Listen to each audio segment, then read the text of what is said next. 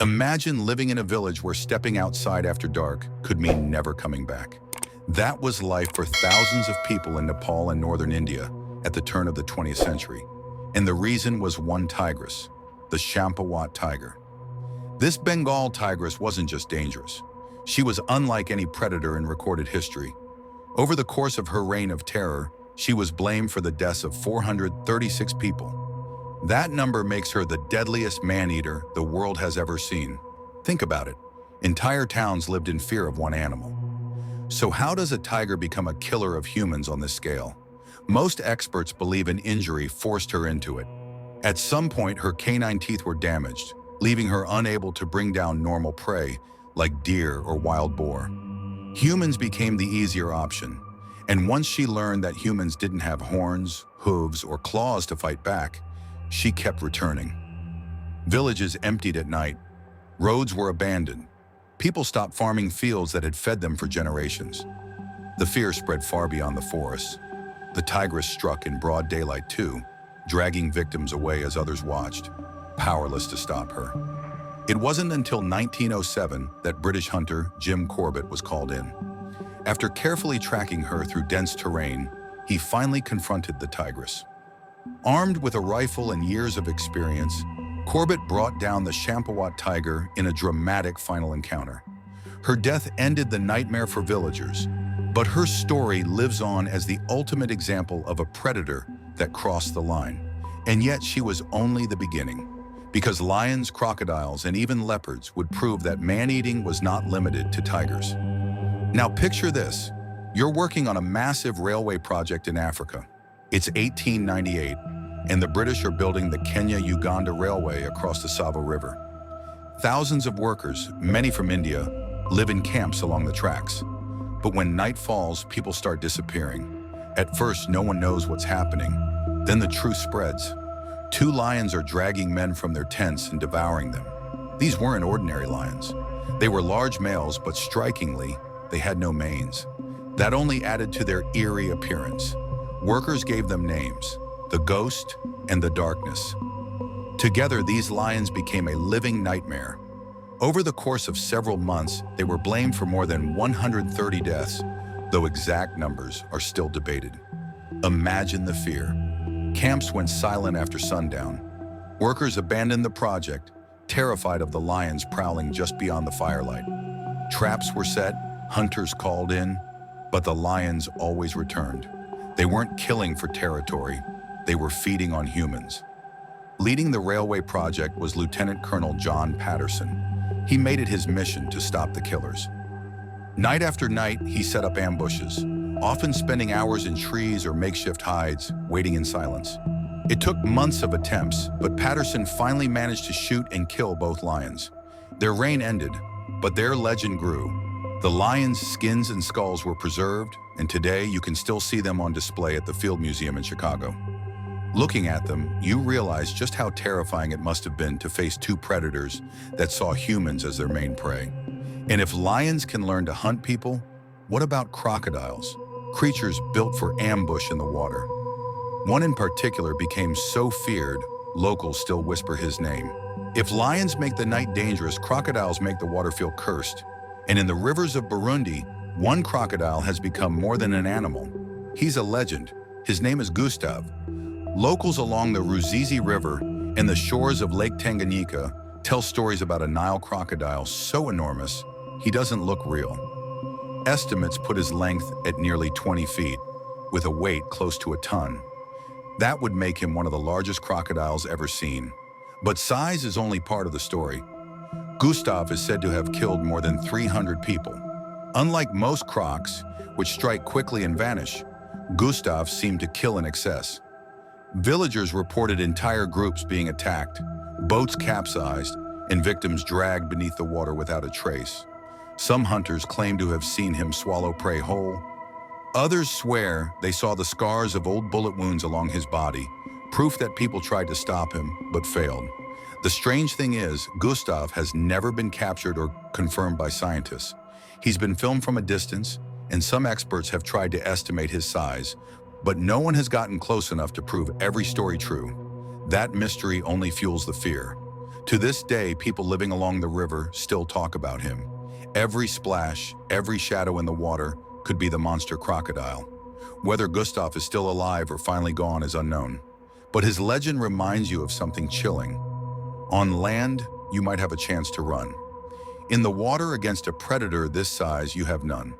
And while Gustav may be shrouded in mystery, some man-eaters left behind no doubt at all, because their death tolls were carefully counted.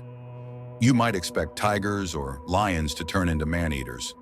But what if the killer stalking your village wasn't a giant cat, but a leopard? That's exactly what happened in northern India during the 1920s. The predator became known as the leopard of Rudraprayag, and its story is one of the most chilling in history. This single leopard was blamed for killing more than 125 people across the mountainous region of Rudraprayag. It wasn't just the number of deaths that shocked people, it was how the leopard hunted. Leopards are usually stealthy, but this one seemed almost supernatural. It slipped past guards, evaded traps, and even broke into homes. Villagers described hearing the scrape of claws on rooftops at night, followed by silence, and then a cry that meant another victim was gone. The leopard's attack stretched on for nearly a decade. Pilgrims traveling to holy shrines in the Himalayas were especially vulnerable, since the animal stalked paths and mountain trails where people traveled on foot. Fear spread so widely that entire regions stopped moving at night. Villagers locked themselves indoors, praying they wouldn't be next. The British colonial government eventually called in Jim Corbett, the same hunter who had ended the reign of the Champawat Tiger years earlier. Tracking the leopard proved harder than anything he'd faced before. It took months of failed attempts and long nights waiting in silence. But in 1926, Corbett finally succeeded. With one well-placed shot, he ended the nightmare that had haunted the region for years. The leopard of Rudraprayag became one of the most infamous man-eaters in history, not because of its size, but because of its cunning. And while leopards rarely target humans, this one proved that under the right circumstances, even smaller predators can become legends of fear. When you think of dangerous predators in India, you probably picture tigers or leopards. But one of the most unexpected man-eaters of all time wasn't a big cat at all, it was a sloth bear. Normally, sloth bears survive on fruit, termites, and honey. They can be aggressive if threatened, but they aren't considered man-eaters. That's why the case of the Mysore sloth bear shocked everyone. In the early 20th century, a single bear in the Mysore region of southern India turned into a nightmare for local villagers. This bear was blamed for killing at least 12 people and injuring more than 30 others. Survivors described attacks that were brutal and relentless. Instead of fleeing after one strike, the bear mauled faces and tore at limbs. Many victims who survived were left permanently disfigured. Unlike predators that kill quickly, the Mysore sloth bear seemed to attack out of fury as much as hunger. Why did this animal turn so violent? Some believe it had been injured, just like the Champawat tiger. Others think age or disease made it desperate. Whatever the reason, the result was the same. Entire villages lived in fear of a bear they couldn't predict. Hunters were eventually brought in, and after several failed attempts, the bear was finally tracked and shot. Its death ended the reign of terror, but the story remained unforgettable.